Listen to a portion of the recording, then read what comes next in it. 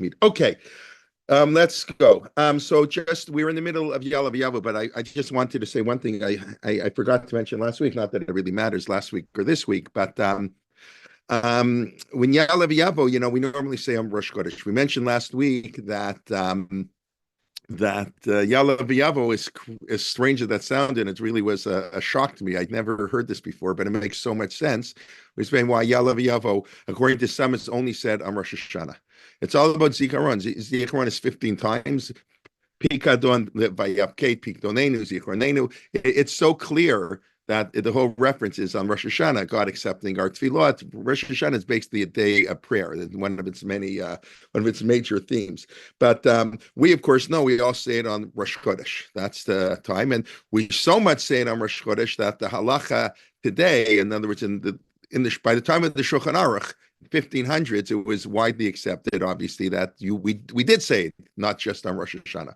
And before that, okay, and I'm guessing, I don't know how long that custom continued in which countries not to say it on Rosh Chodesh. But by the time Rav Yosef Karo was writing, so he assumes it's so important that if you don't say Yaale v'Yavo, you have to repeat the entire Shmona Esrei, just like if you don't say Hamelech HaKadosh or Rosh Hashanah, there are a few, or Mashiv HaRuach, right? If you skip a major thing, you have to repeat the whole Shmona Esrei. But we make no mention of Rosh Chodesh on Rosh Hashanah. Rosh Hashanah is Rosh Chodesh, and as we explained, I think in their first part in this series, right? That's probably what Rosh Hashanah is all about. I go to Rabbi Silber of Drisha, who explained, I think, very, very beautifully that we don't know why we celebrate Rosh Hashanah.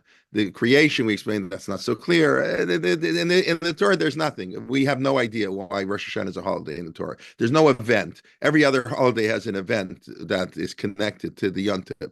An event generally and an agricultural significance. We don't have any of that on Rosh Hashanah. We just know to blow shofar, to blow something. Yom Teruah, we don't even know what to blow, how to blow. That we derive from Yovel, because it's only by Yovel the Torah mentions a shofar, so we connect Rosh Hashanah to Yovel. That's a whole other theme, not for now, but that's how we derive. We blow shofar, because the word shofar is mentioned only by Yovel, not mentioned by Rosh Hashanah at all. But so we don't have a clue. It's only mentioned twice. So Rabbi Silver explained, probably because 7 is the number to recognize God, 7 days of creation, after 7 weeks Matan Torah, and 7 years of Shemitah, and 7 times 7 is Yovel, and Rahman al Shiva is 7 days. A wedding, you celebrate 7 days. So the seventh month is a special month. So therefore, it's the major Rosh Chodesh, and that's why the laws of Rosh Chodesh and how to sanctify the moon are in Masechet Rosh Hashanah. But nonetheless, we ignore Rosh Hashanah. We ignore Rosh Chodesh on Rosh Hashanah. Totally. I mean, it's alluded to maybe at the different customs exactly, but we never mention. It's alluded to with the karbanos.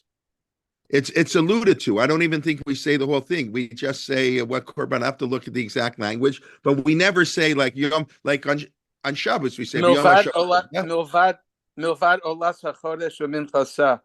Okay, so 3 words I said. Thank you, Rabbi Yamin. So a very brief allusion, but it's not mentioned in Yaale. It's not mentioned anywhere else. Why don't we mention it? So I think there are 2 reasons we don't mention it. Anybody want to throw out a reason why we don't mention Rosh Chodesh on Rosh Hashanah? So one reason is because of the I'll use a modern example. I'm part of the Commonwealth. So in our shul, Baruch Hashem, I get a smile. I think it's really nice. Every week when we say Tefillah L'Shalom Binah, I don't think they did it for Queen Elizabeth. I don't know why, but maybe that's not right. Maybe it's sexist. But they make the blessing for the country. King Hamelech Charles. So Hamelech Charles is our king, and when you have to pray, you can't just pray for the welfare of the state of Israel. You have to pray for the welfare of the country in which you live in. So they make they mention King Charles's name every week now in our shul when they say the Tefillah L'Shalom HaMedina. But King Charles used to be Prince Charles. So if Prince Charles would come, I'm sorry for the Americans out there. If I know you had a revolution, if Prince Charles would come with Queen Elizabeth to visit Canada. Nobody cared about Prince Charles. Everybody, Queen Elizabeth, wow, and she came to Canada many times. They built a whole highway when she came, and it's still called the QEW, the Queen Elizabeth Way. That's the way when you cross the border to drive to Canada, cross the border, you drive on the QEW to get to Toronto. Anyway, so nobody cares about Prince Charles when the Queen is here. So Rosh Chodesh is nice. When Prince Charles comes on his own, lahavdil. So okay, people, that's nice. Prince, the future King of England, is coming. So on Rosh Chodesh Elul, the future month of the whole economy. So we acknowledge Rosh Chodesh night, but when Rosh Chodesh is Rosh Hashanah, the king, Melech Malchei Hamlachim, that's what Rosh Hashanah is about. The main theme of Rosh Hashanah is Malchut, not Tshuva. Tshuva is almost it's another question. Tshuva is almost hidden on Rosh Hashanah. There's barely any mention of Tshuva. It's interesting. It's the Aseret Yemei Tshuva, but that's only like today, like tomorrow's the Aseret Yemei Tshuva, and on Som Gedalia. But on Rosh Hashanah, it's not like the Aseret Yemei Tshuva. It's Hamelach, so it's very different. So we focus on the king, so Rosh Chodesh gets shafted. That's reason number one. Reason number two, which I like better, is because the moon is the symbol of jealousy. Because the Torah, I'm sure many of you know the famous Midrash. The Torah says, "Vayivra Elohim et shnei hamorat hagdolim." If I quoted that correctly, God created the two great luminaries, big luminaries, morat hagdolim, and hamor hagadol lemavshalav hayom, and hamor hakatan lemavshalav halayla. The big light to rule in the day, i.e., the sun, and the small light to rule at night, the moon. And so the rabbis pick up on this contradiction here. The verse says two great, implying they're equal, and then it says one big and one small. Weren't they equal? Okay, I don't know if that question is like that question doesn't like have to shake you like, oh my God, but okay, but still, it's a nuance. You can the two big ones, one is bigger than the other. I don't know but nonetheless, we often look for deeper meanings, even in the Torah. It doesn't contradict it. So the rabbis say, well, they were created equal, but they were created, but the moon complained. You can't have two CEOs. You can't have two people running the company. That's why I always say Rav Lichtenstein and Rav Amital, Aleim Hashalom, the Rosh Yeshivas in Gush. That's a unique situation. That for 40 years they ran the yeshiva together. They were co-Rosh Yeshivas. And they were different. That's which is good. You want them to be there. Different personalities, different emphasis on learning, but two wonderful people, leaders of our community, and they managed to run each other. That's very, very rare. You have to have one person's on top: the president, the prime minister, the CEO, the general manager. You don't have two general managers. And that's why BlackBerry, Alav Shalom. I don't know if that's why Jim Balsillie and Mike Lasser, if anybody know what I'm talking about, this Canadian company that was the most valuable company on the Toronto Stock Exchange. Are you kidding? Obama used a BlackBerry. Everybody remember BlackBerry? That was like the phone that conquered the world. BlackBerry is now it's not called BlackBerry. It's Research in Motion. No, it's called BlackBerry. It used to be called Research in Motion, and whatever. So it fell apart. I don't know if that's why, but they had co-CEOs. Very unusual. So the moon complained you can't have two rulers. So God said, okay, that's fine. We'll make the sun the ruler. The moon. I mean, the whole measures doesn't, don't interpret literally. Well, what would happen if the sun would be in charge at night? Like, what I mean, why didn't make like the, the moon at it just means the sun, the moon is a pale reflection. That's what it is. The moon, we all know, gives no light, just reflects the light of the sun.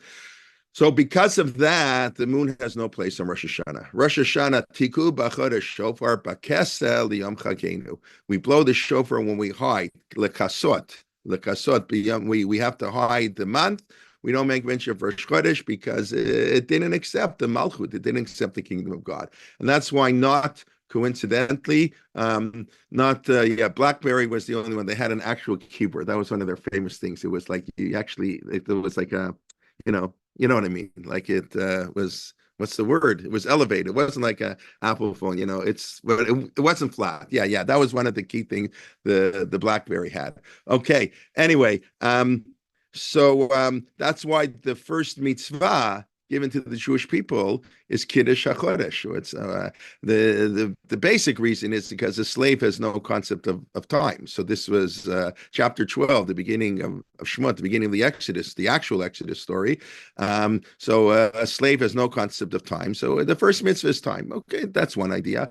But it's also, I think, the idea this is like recreation. There's the creation of the world and now the creation of Am Yisrael, and they're parallel each other. In the creation of Am Yisrael, we have to fix the mistake of the moon, and that's why that meets. And that's what we say every month in Kiddush HaKodesh, lemalot pikimat halivana. Right? Isn't that what we say when we say Kiddush Levana? We ought to restore the defect of the moon.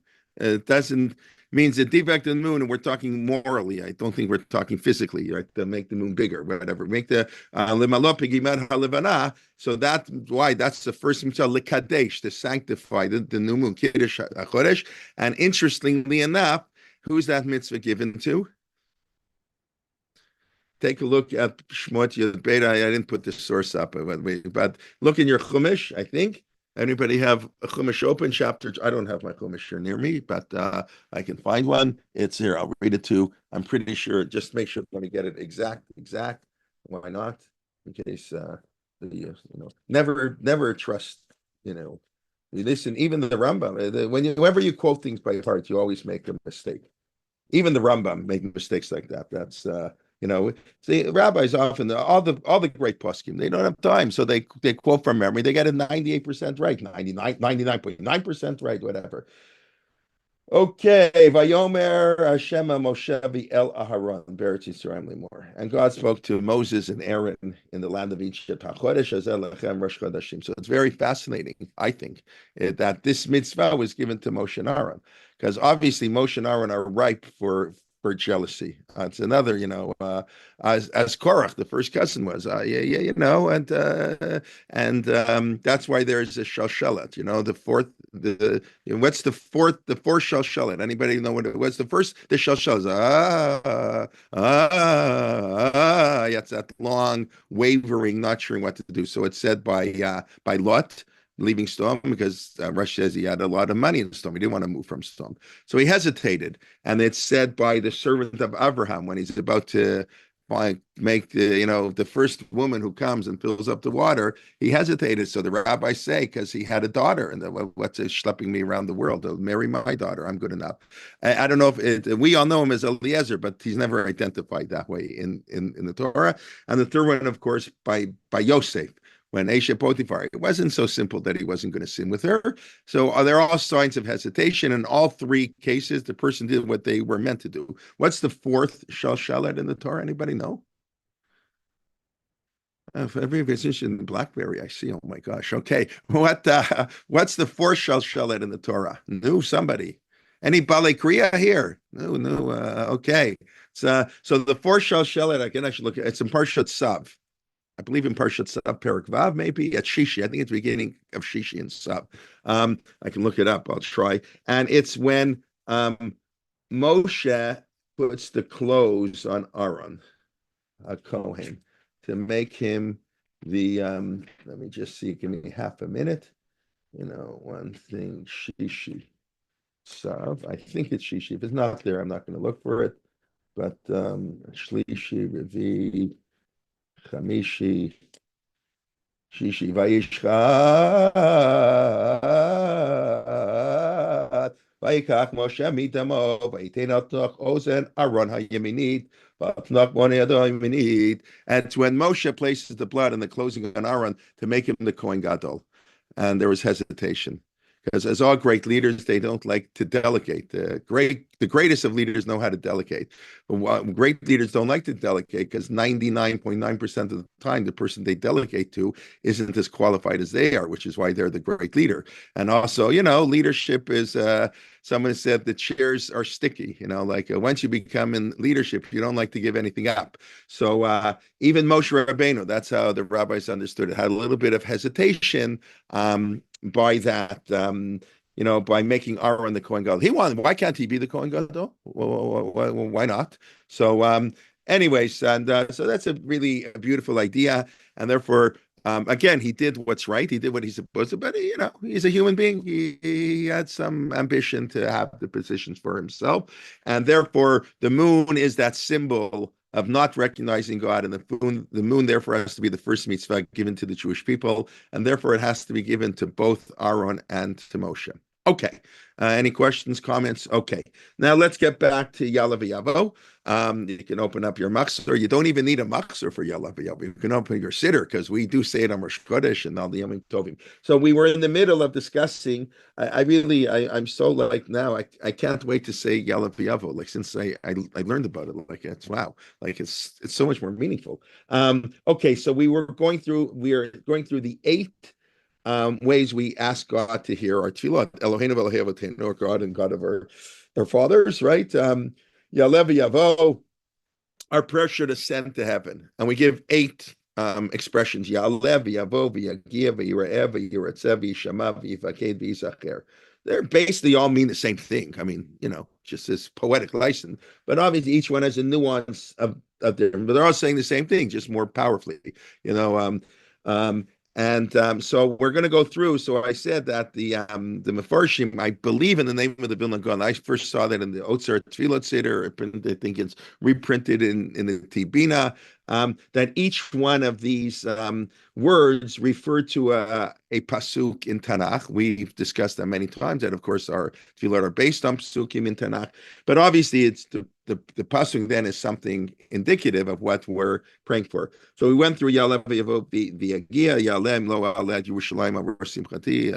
We don't think of Jerusalem, and obviously I think this year, I'm assuming everybody here lives outside of Israel. I don't know if anybody may here from Israel. Obviously Israel has to be at the forefront of our tefillah, maybe more so than other years. But let's continue. So we got up to okay, Vayira'eh. Just now I have to find it myself. What's Vayira'eh? So I actually did. I'm gonna share my screen, but anybody want to tell me? I mean, you have to think of a pasuk where the word Vayira'eh appears and shall be seen, right? Maybe Beis HaMikdash? What are you referring to? I don't remember a pasuk, but it usually says that you should. Yeah, we have that. The Gemara derived in Chagi. We shlosh pamim b'shana yira'eh kol zuchorcha p'nei Hashem rekam. Right. Very good. Maybe that's not the pasuk. It could be. Obviously, it could be. Both could be correct. That's actually interesting. Shalosh pamim b'shana yira'eh kol zuchorcha p'nei Adon kulai. Right. So that could very well be. Okay. Good. Well, that's one explanation that we're asking God, and then we're obviously talking about coming to the Beit HaMikdash. That's the idea, is that the Beit HaMikdash is where God lives. Vasuli Mikdash v'shachanti b'tocham, whatever that means. So we want to be seen. We want God should see us, that we're coming to pray to him. Good. But what I saw, the Mefarshim I saw, they had a slightly different explanation, which I'll give you an excuse. I'll give you a good reason not to know, because it's been a while since you laned it, but you're going to lane it on Friday. You're going to hear the pasuk on Friday. What's the pasuk? Let's go here. Here we go. Okay. Vayikra Avraham Shema Makomu Hashem Yira'eh Asher Yemar Hayom Bahar Har Hashem Yira'eh. Right, here we are. The word laning now. The second day. This is the right after Akedat Yitzchak. Al Tishlach Yadcha Lanar Al Taslo Muma. Right, don't do anything. Right, that's also a beautiful thing. Right, when Al Tishlach Yadcha Lanar, God said to Moshe, this the laning Friday, don't kill him. Or the angel, fine, good. Said, don't put your hand. That's, of course, the name of, I think that's the name of Naftali Levi's book. That's Benny Lau's father, who was, he wrote a book on he was one of the people who negotiated, I think, in Camp David, and he was in the UN, and he was, I think, Shimon Peres's right-hand man, if I'm not mistaken, for a while. And he wrote a very powerful book. I think it's called Al Tishlach Yadcha, because he saved his brother's life. His brother, of course, is Israel Meir Lau, the former chief rabbi of Israel. I think Israel Meir Lau, famous chief rabbi in Israel. So he was 8 years older, and his family got killed in the Holocaust. He spent the whole Holocaust protecting his brother, which he did. And he was 15, 16. His brother was 7, 8. And then when they came to Israel, he went to work, whatever. He was older, and the brother went to yeshiva and became, prominent chief rabbi. Anyway, so he wrote a book on his experiences. It's translated into English. I forget if anybody knows what it's in English. Bilam's prophecy, maybe in English for some reason, I think so. Anyways, okay. So God tells him, don't touch them, don't touch him. Valtas lo muma. Why do you need valtas lo muma? Once we say, do not put your hand on this child and don't do anything, well, obviously you're not going to do anything to him. Why do we need that? So let's take a look. I see if I hope I'm right. Let's see what Rashi has to say. Al tishlach lishchot. Don't slaughter him. Amarlo imkein lechinam bati. It's just like unbelievable Rashi. If so, so I wasted my time. I came here for 3 days to sacrifice my. It sounded like everyone was like eager to sacrifice his son. Amarlo imkein lechinam bati. I came here for no reason. Sabo chavala. Let me at least like wound him. Let me wound him. Votzimi ben matam. Let me draw blood. Amarlo al taslo mumad. No. Don't do a thing to him. Al taslo boom. If you don't believe, it's like unbelievable, Rashi, right? To lay him, then he said to God, "If this be so, I've come here for nothing." Well, what in the world is going on here? Avram wanted to kill his son. He was excited. So what's the big deal? Why do we think it's such a great thing that Avram was willing to kill his son? He was very excited to kill his son. Well, why would he be excited to kill his son? Because that's how people worship God in the ancient world. That's really what the story of the Akedah is doing in Chumash. I mean, obviously you see I'm, tying in the Akedah because that's what we're such a major theme on Rosh Hashana and Yom Kippur. Right, because in the ancient world, everybody sacrificed their son. That's the way you demonstrated great love of God. You gave God the thing you loved most. So human sacrifice was normal, and therefore, when God tells Avram to sacrifice his son, so the Medrash says, "But you told me yesterday that your seed will be increased through Yitzchak. So how can I sacrifice?" That's true. The Medrash does paint this sort of picture. On the other hand, there's nothing in the Chumash. By storm, that's a question that everybody asked. By storm, Abraham goes pleading with God, save those mamzerim of Hezbollah and save Iran. They're terrible evil, but God have mercy. That's really what it is. I mean, if you think about it, okay, maybe you don't want to think like that. But save the people of storm who are ra'im v'chatim l'Hashem, who are evil. It goes, it's driving God nuts to save them. But okay, it doesn't say a word. Kill your son. Doesn't say a word. Because that's normal. That's the way you worship God. I know this is whatever. Maybe you can think about it. Talk about it on Rosh Hashana. Think if that makes sense. That's what Rashi seems to be saying. Why'd you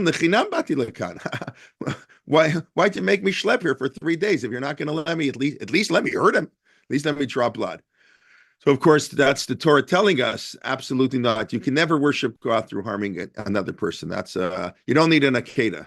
That's a Kla Gadol. You can never worship God if it means hurting another person. That's never. That's you can't even worship God if you're going to hurt your employer. You can't even take off work to go daven with the minyan. You have to work at 9 o'clock, miss minyan. Rosh Hashana slichas long. Too bad you leave shul early. Together, you got not go to work. It's slichas. That's your problem. It's not that's you're stealing. That's why the Gemara says that a worker is not allowed to do all the benching. They used to go to work very early, so they used to daven on the job. So the Gemara says, well, you know what? He has to daven on top of the tree. He's picking apples, this apple, and he's on the top of the tree. Oh, he wants to come down. You can't come down from the tree. That wastes time from your job. You got to work. It's like we don't think like this at all. And I mentioned to you once where Rav Schechter told us that somebody once complained to him at the OU minyan, at the Mincha minyan in the winter. The OU has a Mincha minyan, of course, because you can't come at home. And they do a Hecha Kedusha. They don't repeat the Shmon Esrei. They go, it's not really right, the OU, an Orthodox institution, not repeating. And Rav Schechter said they're obligated not to repeat the Shmon Esrei. They're taking time off of work to daven. All right, so maybe the OU says it's okay. The OU, the boss doesn't mind to daven mincha, but they do mind if it takes 15 minutes to daven mincha in 6 minutes. You don't need 15 minutes to daven mincha. So these are very this is a much broad, but that's really where this comes in. That's what the Torah is saying, that we can never hurt somebody. God's telling us, no, you can't even draw blood. Anyways, So Avram, and now here why we blow shofar. I mean, that's one of the historical reasons. Right. This is, of course, the first allusion to that why we blow shofar from an ayil, from a ram's horn, and he slaughtered it tachat bino. Okay, very good. And that's what korbanot are. That's how the Ramban sings. The korbanot are instead of us. The Ramban says, why do we bring a sin offering? We deserve to die because we sinned, but then nobody would be alive. I mean, we're human beings. Of course we sin. Ain't tzaddik bar. It's a sheriat tov aloyachtav. You cannot be a tzaddik unless you sin.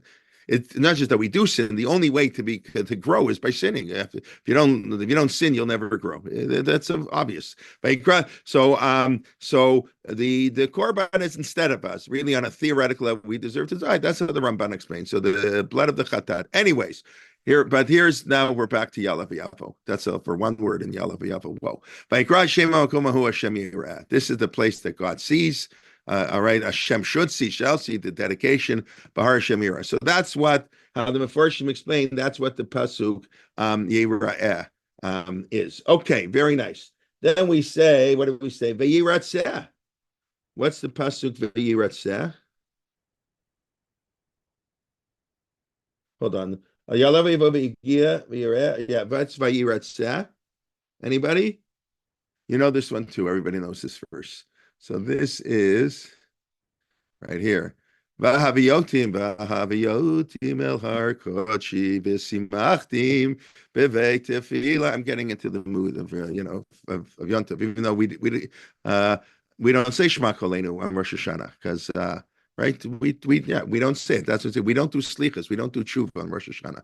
The concept. Anyways, but we say this in the slichas this morning and then every morning. God will bring us to His holy mountain. So even though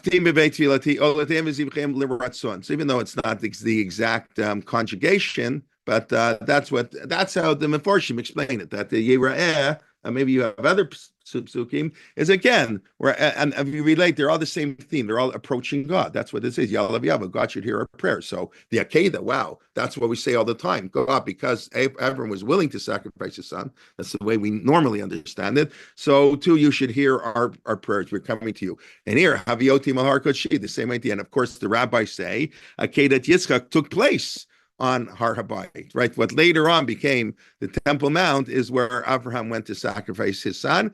And here you have the pasuk in Yeshayahu, Vaviyotim al Har Kodeshi. We say this on all fast days of Torah except on Yom Kippur. It's kind of funny because it talks about Yom Kippur, but the only fast day we don't say this of Torah is on Yom Kippur. Although this is,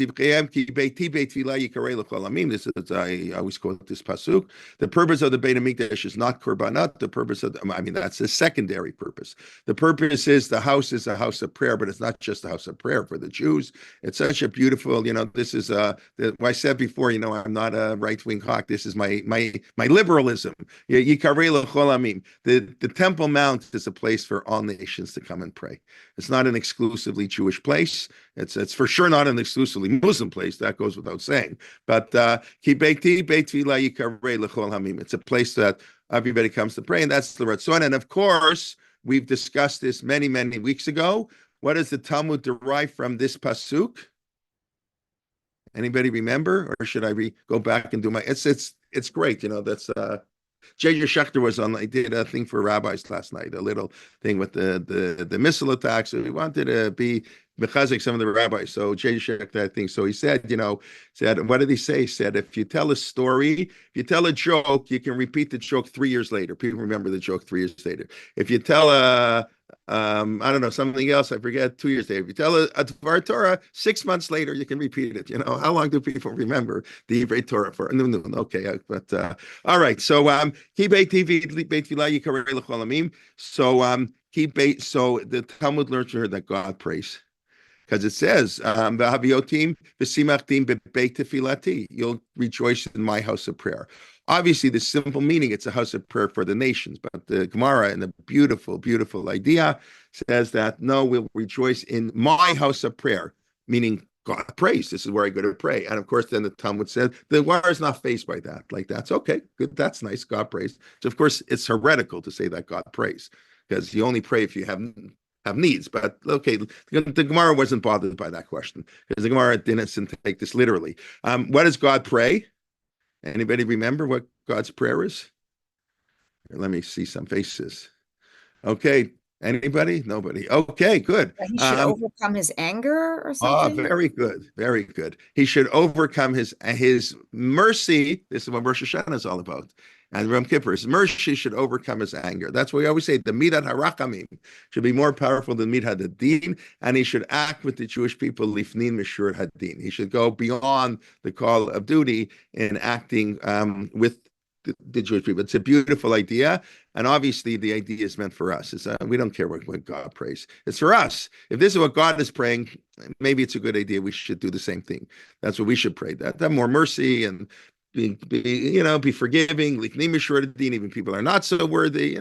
Yeah, they harmed you. It's okay. Like the go beyond what you have to do. Okay, that's Vayiratzeh. So we're coming to the Beit Hamikdash, right? Vayira'eh, we're Akedat Yitzchak coming to God's place, and then Haviyoti Mahar. It's the same place. These are both the same places that we come to pray to God. Okay, Vayishama. What's Vayishama? Okay, I know this is hard. I mean, you have to think. Obviously, this I cheated. I prepared this in advance. So, okay, Vayishama. So where are we going here? Malachai. Can I find it? Maybe I hope I have it here. Here we go. It's also a pretty well-known pasuk.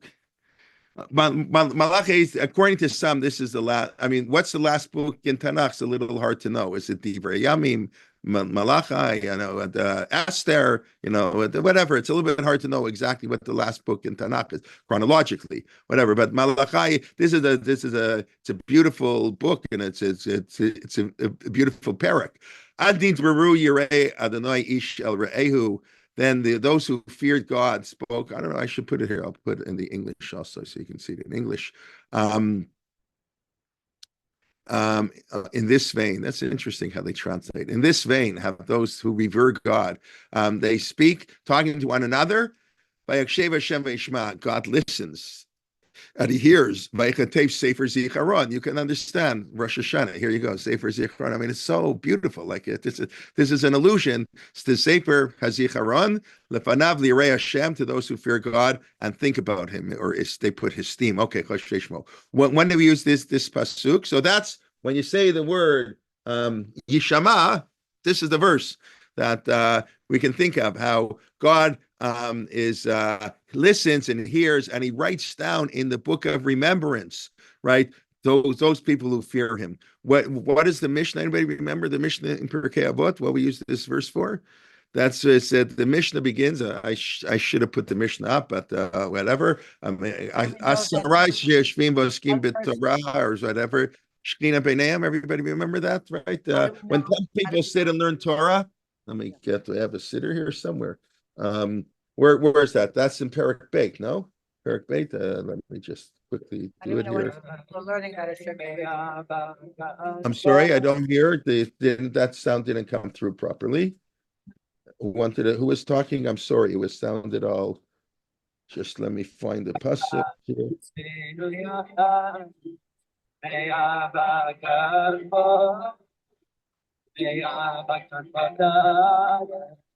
I'm sorry, I don't know I don't know what's going on here, but okay. Anyway, so the Gemara, the Mishnah says, I can't find it now. If 10 people are sitting and learning, so the divine presence dwells there. Maybe it's in the third parak. Yeah, it's in the third parak. I don't know why I'm so excited to find it now. Yeah. Asara, okay, I'm sorry, I have to mute. I don't know what's going on. Okay, Asara Sheyoshvim, the divine presence comes when 10 people, you have a minyan of people learning. And then it says, so they had to know God can, it's not only 10, even if 2 people learn. So they quote this pasuk, Aznit V'ru Yirei Ishel Re'ehu. When a man talks to his friend, Ishel Re'ehu V'yikshav Hashem V'yishma, when 2 Jews talk to each other. Right, we talk to each other. You got a problem? That's that. God hears. Right, great. I'll just show you the pasuk again to see that how carefully our sages read the psukim. Right, as As needed, when somebody speaks to his friend, that's when God listens. So that's the Mishnah in Pirkei Avot uses this, that when two people are learning, that the Shekhinah is there. And then the Mishnah is even one person. Okay, that's it to describe what is all different. So that's the pasuk of V'yiratzeh. No, V'yishama. God hears people talking to each other, engaging in Torah. He writes it in Sefer Hazikaron. And then what do we have? What's next? V'yiratzeh v'yishama. V'yifaked. What's v'yifaked? And he remembers. And so they don't use Vashem Pakad et Saraka Sharmar, which is the opening laning tomorrow, that God remembered. The word Pakad, I went through it, I have to look it up. The word Pakad has 4 meanings in Tanakh. A pikadon, when you give what's a pikadon in English? A collateral, Anyway, so what is Vayifaked? What pasuk do they quote? So very interesting. So let's go to the chat board. And I don't know. Maybe you're not as excited as I am, but I find this really fascinating. Exodus 3. Okay. So God, it comes to Moshe. Moshe, you got a mission to do. You got to take the Jewish people out of Egypt. And Lech v'asapta el ziknei Yisrael v'amarta lehem. Go gather the elders of Israel and tell them, the God of my fathers has appeared to me. Elohei Avraham, Yitzchak, v'Yaakov. By the way, this is what we say, the Shmon Esrei, right? Remember everything we discuss. Konei Yaakov, Elohei Avraham, Elohei Yitzchak. So it's interesting. We have the word Elohei, Yitzchak, Elohei Yaakov, but it's based on the pasuk Elohei Avraham, Yitzchak, Yaakov. I once heard David Feldman, that's Daniel Feldman's father, and he was a rabbi in Teaneck. He was a tremendous Talmid Chacham. He's a rabbi in a conservative shul, but Orthodox, whatever, a very observant man, tremendous Talmid Chacham. And I heard him speak once, and he was explaining why he was opposed to what they do in some of the, I don't know, conservative, maybe, I don't know, reform, I'm sure. They go Elohei Avraham v'Sarah, Elohei Yitzchak v'Rivka, Elohei Yaakov. I get it, I understand. They want to be ecumenical, but he says, if assuming our tefillot, which we assume are based on Tanakh, Avraham includes Sarah. Yeah, I know. In modern times, people don't go for that. But that's since the Chumash says Elohei Avraham Yitzchak Yaakov, that's what we say that. Okay, anyways, but that's not for now. Pakod pakadati atchem. I remember you. This is what Rosh Hashana is about. God remembers. I'm going to redeem you from your travails. That's what's going on. The Jewish people are suffering. We're being oppressed. So we ask God to remove the oppression. It's not just the word, of course, it's the theme. They're not quoting these psukim because that's the word there. Because the theme is obviously what we are praying for. Okay, so that's Vayifaked, and then the last Vayizacher. What does that mean? What pasuk is Vayizacher? Anybody? So this is. Do I have it up here? Vayikra. Here we go. V'zacharti, we say this also. No, don't we say this on Yom Kippur a lot? V'zacharti lem bri v'shanim asher tzayiti tamir mitzrayim. Like this is the end of the tochacha, the end of the rebuke and the curses in Sefer Vayikra, and God says it ends on a positive note. I will recall. There's been a year of suffering, a year of tochacha, and God says, I will remember the covenant I made with our forefathers. I took them out of Egypt to be their God and the Hashem. So that's v'zikaron, that God redeems us from. Again, pakod is God taking us out of Egypt, and then when we're taken out and we are punished and all these terrible things are happening, God says, don't worry, I'll remember you. I won't forget the Jewish people. I'm the one who took you out of Egypt. That's pakod yifaked etchem. I take you out of Egypt, and I will be your God. And that's how. These are the 8 things. I think it's a beautiful idea. I don't know. To me, it totally revolutionizes how I think about Yaale v'Yavo. Okay. Any questions on that or comments? Or if you didn't like it, let me know. And I don't know, but I thought it was amazing. Okay. So that's it. Okay. Not that's it. We just did the first 2 lines, but okay. So these are 8 things we say to God. What should he remember? So it's funny. I don't exactly know. I really don't know exactly how how that fits now. He should remember our remembrance. Zikronenu, and I assume Zikronenu is just we're emphasizing God should remember, and Piktodenu is also to remember in this context. And Pakad, right? If Hashem Pakad et Sarah, Pakod Pakad et it doesn't just mean to remember, it means to remember and act upon it. That I'm going to do something. I'm going to remember my promise, and therefore I'm going to do something. Remember our forefathers. That's of course a major theme in our tefillot, that we pray in the merit of our forefathers. Zichron Avotenu. It's also Imotenu, of course, because Rosh Hashana, Chana. That the theme of the Haftorah, the first day, is Chana. Chana. Why do we read about Chana and Rosh Hashana?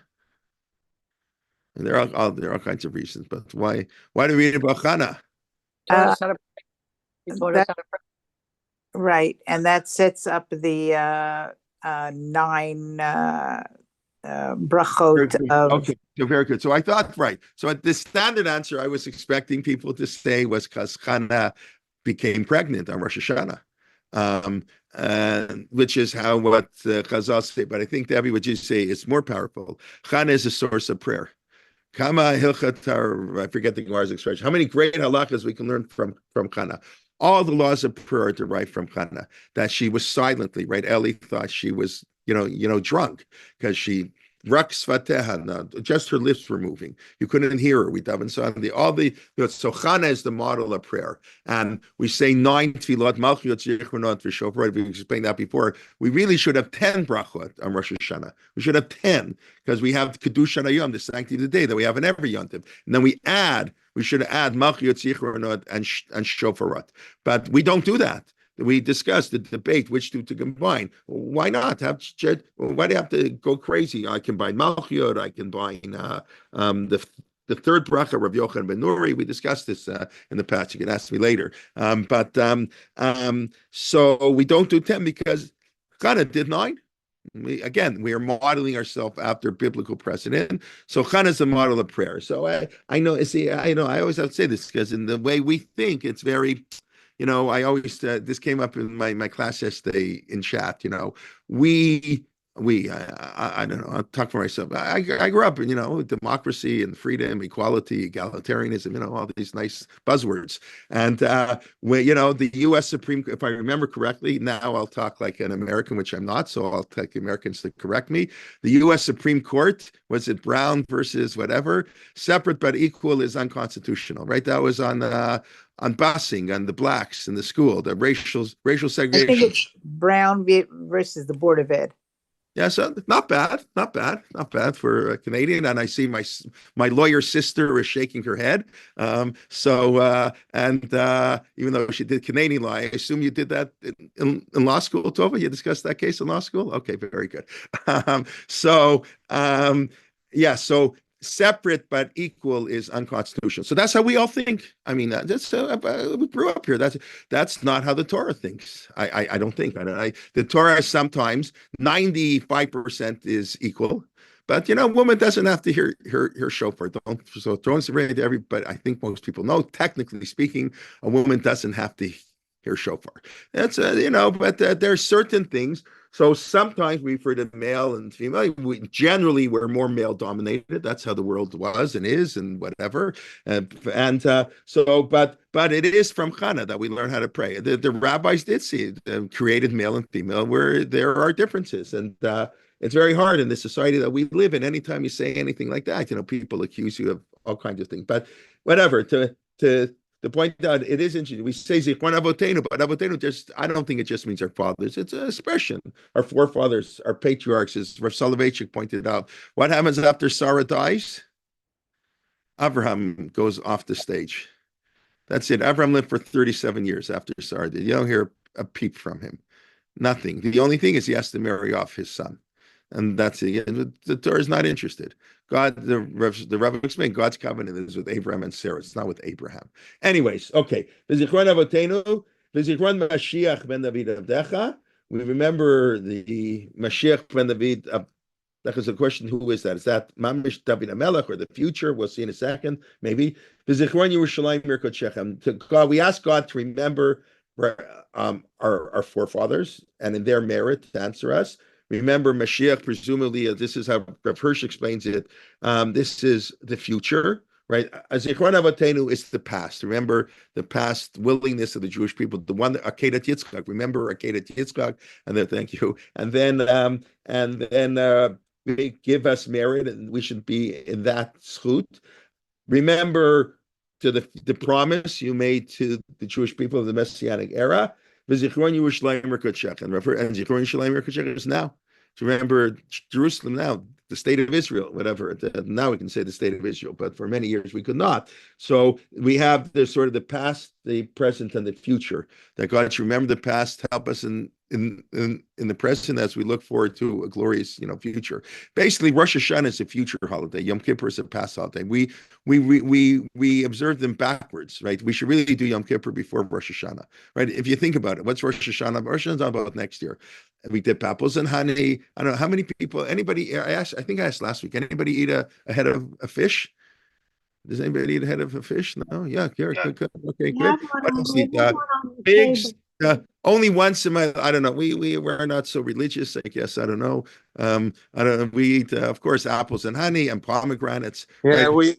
we have heads of fish, but we thought of another cute thing.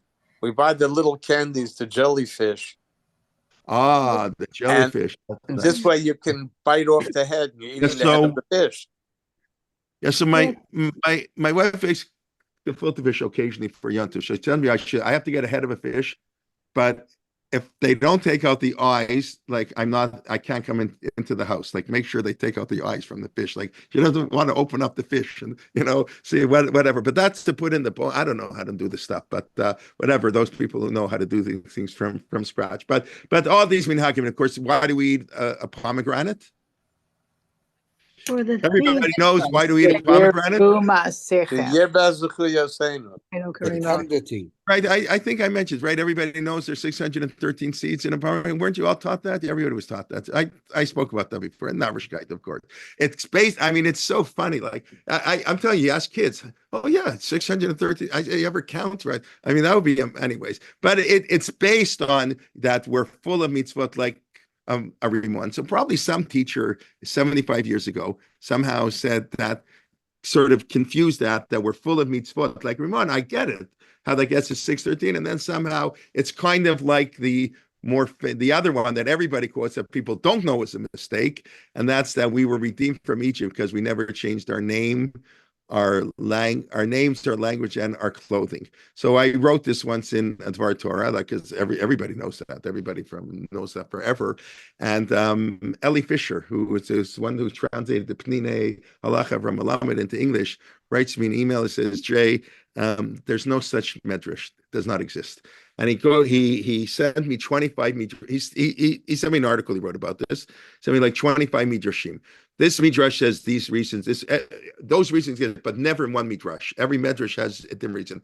What he did is he traced that error. Where did that error come from?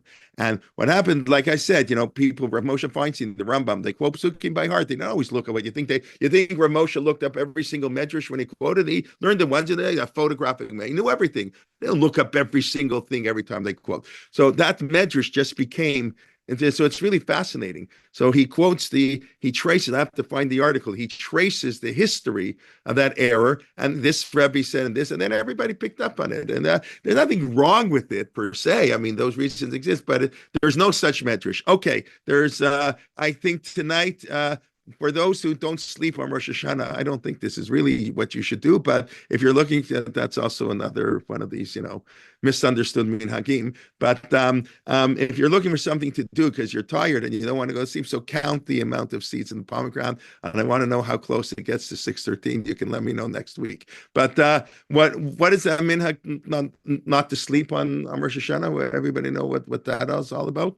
So it's not about the They say afternoon. if you sleep on Rosh Hashanah, your mazel sleeps. Right. So yeah, I think the Mishnah Berurah quotes that we don't sleep as your muscle will sleep with everybody. It's like if God would have put don't steal, what would he made a mistake and put in the Ten Commandments? Should have been Yesh Omrim in the Ramah. The Ramah quotes there's some have a minhag not to steal. Oh my God, the Ramah is a minhag not to steal. Ten Commandments, new Ten Commandments. But so there's a minhag not to sleep. So I remember in high school they up to where I would say if you're not learning, that's sleeping. It's sleeping doesn't mean like not to sleep. It means you have to learn Torah. You have to, but what it really means, you have to get up early in the morning. That's what it means. Doesn't mean the afternoon you can't sleep.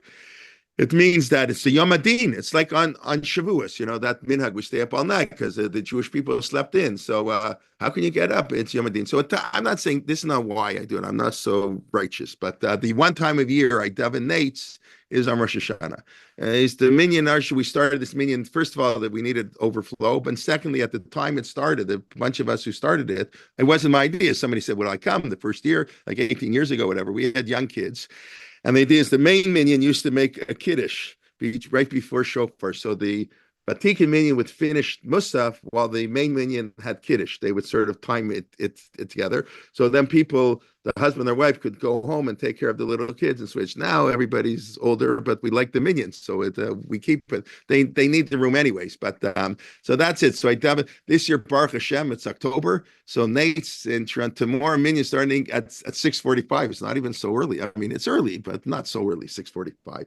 But other years you can start 6:20. I know in New York it's earlier, of course, but since we're a little bit west, so always sunrise is going to be a little bit later. So that's really the minhag is to get up early. It doesn't mean at 3:00 in the afternoon you're exhausted from davening 5 hours and this and that. You can't take a nap because if you can't concentrate, okay, you don't want to Beseder. But going to schmooze at Tashlich for an hour, that's not. You might as well go to sleep. And I remember, I don't know why, I think I spent, I think after I graduated YU and I lived in Flatbush for a couple of years. So that first year I was in Flatbush for Rosh Hashanah. Oh my gosh. Went to Tashlich on Coney Island Avenue. There was no water. There was like a water fountain. That's where they're like 20,000 people. It was like the biggest social scene in the world. I don't know what still goes on. I almost never do I go to Tashlich on Rosh Hashanah. I can't remember the last time I went on Rosh Hashanah. I go during a ceremony. Usually I go Erev Yom Kippur because I meant to go during ceremony, but I never get around to it. So usually Erev Yom Kippur I run to do Tashlich a little bit. I mean, whatever. But okay, that's Rosh Hashanah is not. Listen, people are people. They have to socialize. That's what we are. We're social creatures. But Rosh Hashanah is less about socializing and more about learning. That's what it means not to sleep. It means get up and learn, and so it's whatever. Okay, but it's okay. I give you. You don't need me, but I don't. It's not so. It's nothing terrible. If you feel you're really tired, you want to sleep for an hour, and then get up and learn Hilchot Tshuva of the Rambam. Then you learn. There are 10 chapters in Hilchot Tshuva of the Rambam. That's Rav Soloveitchik said. Must be the Rambam did that on purpose to do one chapter a day of Hilchot Tshuva during a Seder to make Tshuva. Okay, let's try to finish. I thought we would for sure finish Yaale V'Yavo today, but I don't know. Okay, because next week I want to talk about Yom Kippur. So that's remember the past, the present, and the future. The past and future.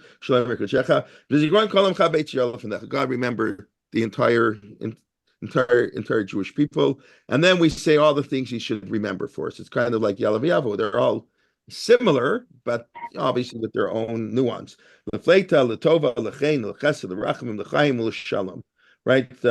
To play, we should play to be like. I mean, normally we use that as not such a positive word, but it means to be to survive, or the remnant, the beitah, should be for good. But it means the beitah. But it's interesting in my Machzor, it says lifleitat letova, like the comma, they don't have a comma after lifleita. It's like lifleita letova go together. We should be sustained or survive for good.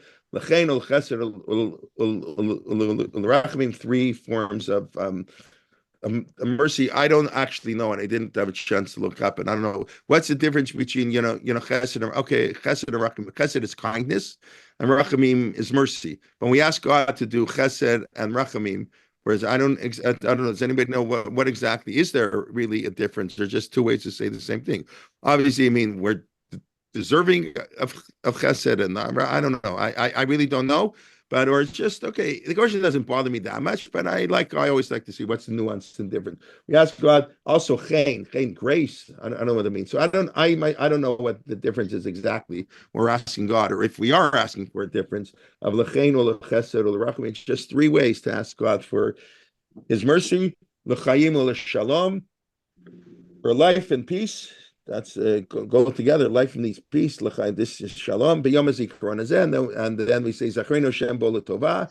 I'm just trying to finish the paragraph quickly. Zachrenu Hashem bo l'tova. God should remember us. In certain nusachs, they don't say l'tova. They only say Zachrenu. They do. Yeah. No, they Zachrenu Hashem Elokeinu bo l'tova. Should remember us for good.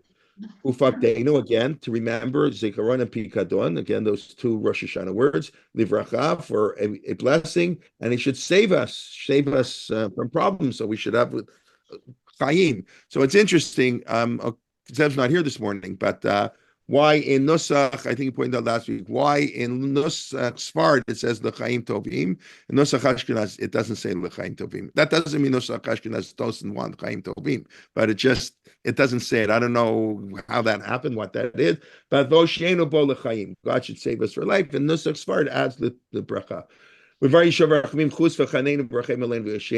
And God, through your mercy, you should have pity on us and save us. I'll just spend a couple minutes on the last line. Because our eyes are turned toward you. Because God, you are a merciful and kind King. And of course, that's what Rosh Hashana is all about. We turn to God. Rosh Hashana is a day we come closer to God. We recognize God as the King of the world.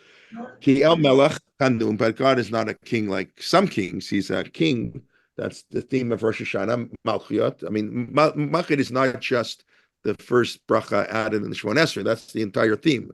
Hamelech and Hashem Melech, Hashem Yimloch. The whole theme of Rosh Hashana is all about Malchiyot. So that's again another idea that turning it into Rosh Hashana, that we say basically God. All these ways we approach you in so many different ways. We're thinking about all these things. We approach you. We remember all the wonderful things we've done in the past. Remember the promises you made for the future. Therefore, save us in the present. Be kind to us. And we, the Jewish people, we only look up to you. Human beings, it's what Dennis Prager said, like after the Holocaust. He understands some people lost their faith in God. Okay, I get that.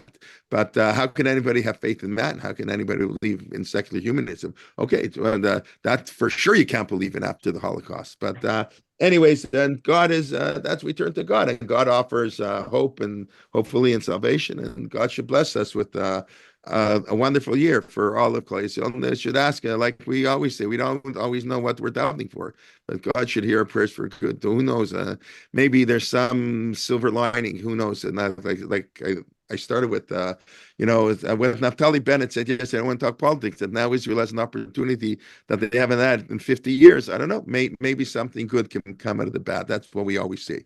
There's always a silver lining. It doesn't take away from the bad, but it hopefully there'll be many silver linings. I want to wish everybody Shana Tova. Just very, very quickly, 30 seconds. I'll just review a little bit. We just finished. We discussed why there's no moon. Why we don't mention the moon on Rosh Chodesh, because Prince Charles is not Queen Elizabeth. When he's King Charles, then we can be all excited. And then we said the moon is jealousy because Ma'arat Hagdolot, and that has no place, of course, on Rosh Hashanah, where we're accepting God as the King, and that's why the first mitzvah given to the Jewish people as a people is to sanctify the moon, and that's why very beautifully, unlike most mitzvot, there are some exceptions, but the vast majority is Vayedaber Hashem el Moshe. God spoke to Moshe only. This one is spoken to Moshe and Aaron to show that lack of jealousy. The Moshe had a tinge of that. The 4 times the Torah has a shel. Even Moshe, why can't I be the Kohen Gadol? But they work beautifully together with Miriam, the 3 of them. But the mitzvahs aren't given to Miriam. That's just the way of of the Torah. I mean, Kol Tamar LeBeit Yaakov v'Taged LeBeit Yisrael, or maybe I got it in reverse, right? Beit Yaakov and Yisrael, the men and the women. Okay, and then we just went through, continued Yaale v'Yavo, finish up the main part, going had each one of those 8 words at the beginning references a pasuk, a Kedat Yitzchak.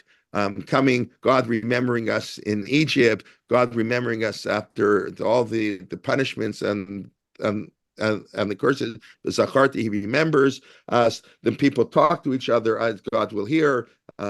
So all the beautiful ideas that these words allude to in the Yaale v'Yavo, and that's really what we're praying for, that God should hear our prayers. And I'd say, like I said last week, like Aleinu, Yaale v'Yavo was so important and so beautiful, it got transferred from I don't know if this is really historically true, but maybe, I guess it is, at least according to some, it got transferred from our Rosh Hashana davening to at least all our holiday davening. Aleinu got transferred, which is all about the introduction to Malchiot.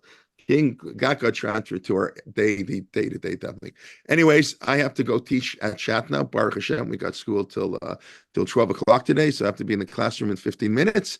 And anyways, want to wish everybody Shana Tova. Please, God, well, next Friday, I know it's Erev Yom Kippur, and I know not everybody will be able to come, but I don't know what else. Really, that's the time. So Erev Yom Kippur, you don't have to cook as much. It's only one meal. I want to, so less excuses. But anyway, so please, God, we'll go next Friday at 9:15. Erev Yom Kippur, we should have a Shana Tova Metuka, K'tiva B'Chatima Tova. And thank you very much for coming. Really, thank you. So for giving me the opportunity to teach you. Thank you. It's a food for me to be able to teach. So thank you very much. Okay. Chag Sameach should be the Yom Tov. Be happy. Shana Tova. Good Gebench, Okay. All right.